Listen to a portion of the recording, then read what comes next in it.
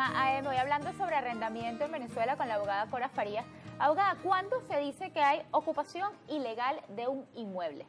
Claro, la ocupación ilegal de un inmueble se produce cuando la persona, sin que medie un contrato de arrendamiento, permanece en ese inmueble y lamentablemente, como existe una figura que se llama, y me perdonan porque digo lamentablemente y ya lo voy a explicar, existe una figura en la ley especial que se denomina subrogación de contratos. Esto significa que si yo contrato, por ejemplo, con Pedro Pérez, y Pedro Pérez está casado con Cora, pero Pedro Pérez y Cora se divorcian, y yo no tengo absolutamente nada que ver con el arrendador, yo puedo, a través de esa figura de la subrogación, adquirir la cualidad de ocupante legal en ese inmueble, simplemente porque se presenta un documento notariado en la Superintendencia Nacional de Arrendamiento de Vivienda dentro de los 60 días siguientes después que se haya disuelto el vínculo. Esa figura se llama subrogación. Pero para concretarme a la pregunta que me formula Beatriz, cuando yo no tengo ningún contrato de arrendamiento en términos generales con un arrendador y me quedo en un inmueble, la figura que ahí opera es de ocupación ilegal, porque para yo tener la ocupación legal debe mediar una contratación. Obviamente que la SUNAVI, que protege todo lo relacionado, es el órgano rector en materia de vivienda en Venezuela, a través de una serie de requisitos que deben cumplirse, ese ocupante ilegal puede perfectamente convertirse en un ocupante legal cumpliendo esos requisitos, en virtud de que aquí en Venezuela, como es Vox Populi, el inquilino es un débil jurídico.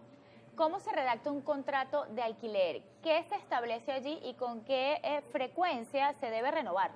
Bueno, en un contrato de alquiler o de arrendamiento, dependiendo del uso, sea vivienda, sea oficina o sea comercio, en este caso de vivienda, generalmente se identifican a las personas, se coloca el objeto del contrato especificado, las dependencias del inmueble. ¿Los depósitos? El depósito en materia de vivienda, la ley especial nada dice, Beatriz, nada dice. En materia de oficina son 4 meses, en materia de comercio son 3, pero como los contratos de vivienda se redactan a través de documentos privados, generalmente el arrendador solicita al inquilino 3 meses, mínimo 2 meses de depósito.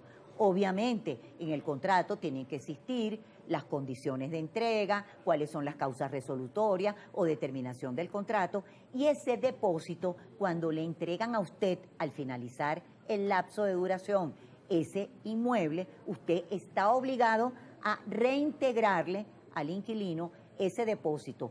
Y si no lo hace, el inquilino puede accionar en su contra por reintegro de depósito. Es una acción. ¿Y el contrato de alquiler siempre debe tener el aval de un abogado o puede ser redactado solo entre las partes? El contrato de alquiler debería ser siempre avalado por un abogado especialista en materia de arrendamiento. Lo que sucede es que hay muchas personas que no acuden al especialista, utilizan la inteligencia artificial, que todos lo sabemos, o los modelos de Google, que no están actualizados y después viene el dolor de cabeza. Yo recomiendo que se busque al abogado especialista, que es mucho más seguridad, ofrece más seguridad para el arrendador y por ende para el inquilino. ¿Cuándo se dice que una persona está invadiendo un inmueble? Una persona invade un inmueble cuando sin justo título, de manera arbitraria y en contra de la voluntad del arrendador, del propietario, se introduce en el inmueble. Es decir, si yo tengo un inmueble y me consigo con que de repente me fui de vacaciones o me fui de viaje o lo que sea y consigo una persona pernoctando en mi inmueble que ni siquiera conozco, ese es un invasor. ¿Qué hace esa situación? ¿Qué genera?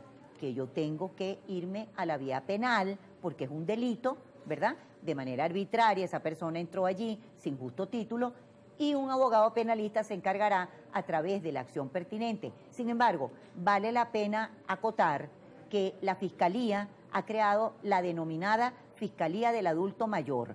Cuando se trata de personas como adultos mayores, que es decir, que tienen más de 60 años, pueden acudir a la Fiscalía, que está haciendo excelente trabajo, y a través de los buenos oficios de la Fiscalía volver a restituirle ese inmueble, porque es un invasor, cuidado, es un invasor a ese propietario. Si hay menores de edad adentro del inmueble, igual se aplican sanciones. Los menores de edad ni las personas mayores, por ejemplo, el adulto mayor que estén conviviendo con unos arrendatarios en un inmueble, ese no es un obstáculo para que no se pueda resolver o terminar un contrato de arrendamiento. Gracias, abogada. Vamos a hacer una nueva pausa. Estoy conversando sobre arrendamientos en Venezuela. Me acompaña la abogada Cora Farías. Usted puede hacer sus preguntas a través de nuestras redes sociales, AM por GB en Instagram. Ya volvemos.